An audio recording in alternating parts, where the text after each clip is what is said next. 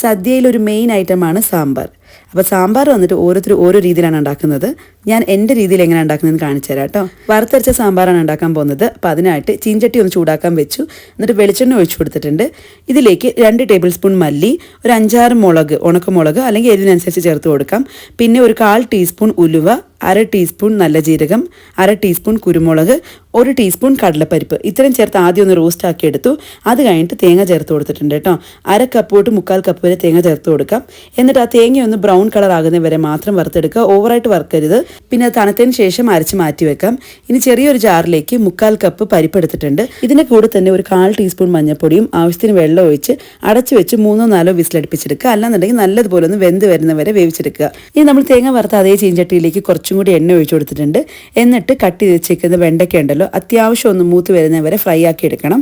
അത് കഴിഞ്ഞ് നമുക്കിനി വെജിറ്റബിൾസ് ഒക്കെ വേവിക്കാനായിട്ട് വെക്കാം. അപ്പോൾ നിങ്ങൾ ഏത് പാത്രത്തിലാണോ സാമ്പാർ ഉണ്ടാക്കാൻ പോകുന്നത് ആ ഒരു പാത്രത്തിലേക്ക് ആദ്യം അത്യാവശ്യം നല്ല വേവുള്ള പച്ചക്കറികളൊക്കെ ഇട്ട് കൊടുക്കുക. ഞാനിവിടെ എടുത്തേക്കുന്നത് ഉരുളക്കിഴങ്ങ്, ക്യാരറ്റ്, മുരിങ്ങക്ക ഇത്രയും ചേർത്ത് കുറച്ച് മാത്രം വെള്ളം ഒഴിച്ച് ഒന്ന് വേവിച്ചെടുക്കുന്നുണ്ടേ. പിന്നീട് ഒരു അത്യാവശ്യം ഒന്ന് വെന്ത് വരുന്ന സമയത്ത് ഇതിലേക്ക് വഴുതനങ്ങ, കുമ്പളങ്ങ, വെള്ളരിക്ക, പിന്നെ പച്ചമുളക് ഇത്രയും ചേർത്ത് വീണ്ടും അടച്ചു വെക്കുക. ഇതെല്ലാം ഇനി ഒരു 1/4 ഭാഗം വെന്ത് വരുന്ന സമയത്ത് തക്കാളി ചേർത്ത് കൊടുക്കുന്നുണ്ട്. ഞാനിവിടെ മീഡിയം സൈസിലുള്ള ഒരു തക്കാളിയാണ് എടുത്തേക്കുന്നത്. അപ്പോൾ അതും കൂടി ചേർത്ത് കൊടുത്തിട്ട് എല്ലാം വീണ്ടും ഒന്ന് ഇളക്കിയിട്ട് 1-2 മിനിറ്റ് ഒന്ന് ചൂടാക്കി എടുക്കുക. പിന്നീട് നമ്മളിതിലേക്ക് വേവിച്ച് വെച്ചേക്കുന്ന പരിപ്പും അതേപോലെ അരച്ച് വെച്ചേക്കുന്ന അരപ്പും ഇത് രണ്ടും ചേർത്ത് കൊടുത്തിട്ടുണ്ട്. എന്നിട്ട് ആ ജാറ് കഴുകിയ വെള്ളവും കൂടി ഒന്ന് ഒഴിച്ചു കൊടുക്കുന്നുണ്ട്. ഇതിൻ്റെ കൂടെ ഇത് കംപ്ലീറ്റ്ലി ഓപ്ഷനിലാണ്, നിങ്ങൾക്ക് താല്പര്യം ഉണ്ടെങ്കിൽ ചെയ്താൽ മതി, ഇല്ലെങ്കിൽ സ്കിപ്പ് ചെയ്യാം. 1 ടീസ്പൂൺ മാത്രം സാമ്പാർ പൊടി ചേർത്ത് കൊടുക്കുന്നുണ്ട്. ഏത് ബ്രാൻഡിൻ്റെ വേണമെങ്കിലും ചേർക്കാം.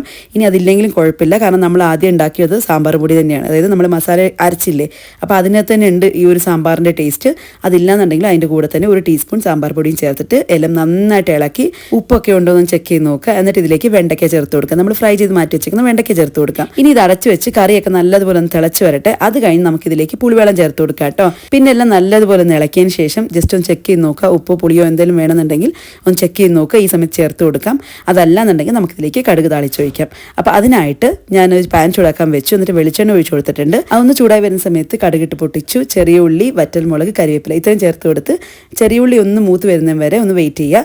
അത് കഴിഞ്ഞിട്ട് നമ്മൾ ഏറ്റവും ലാസ്റ്റിലായിട്ട് കായം ചേർത്ത് കൊടുക്കുന്നുണ്ട്. പിന്നീട് നേരെ നമ്മുടെ സാമ്പാറിലേക്ക് ഒഴിച്ച് എല്ലാം നന്നായിട്ട് ഇളക്കി എടുത്തു കഴിഞ്ഞാൽ സാമ്പാർ റെഡി. ഞാനിതിൽ പച്ചക്കറി വേവിക്കുന്ന സമയത്ത് ഉള്ളിയോ ചെറിയ ഉള്ളിയോ ഒന്നും ചേർത്തിട്ടില്ല. നിങ്ങൾക്ക് താല്പര്യം ഉണ്ടെങ്കിൽ ചേർക്കാം. അതല്ലാന്നുണ്ടെങ്കിൽ സാമ്പാറിന് വറുക്കുന്ന സമയത്ത് ഏറ്റവും ലാസ്റ്റിൽ ഉള്ളി ചേർത്താലും മതിയാവും. അത് ഓരോരുത്തരുടെ ഇഷ്ടത്തിനനുസരിച്ച് ചെയ്യാം. അപ്പോൾ നിങ്ങളൊന്ന് ട്രൈ ചെയ്ത് നോക്കിയിട്ട് ഫീഡ്ബാക്ക് അറിയിക്കണേ. അടുത്തൊരു വീഡിയോ ആയിട്ട് കാണാം. ടാറ്റാ.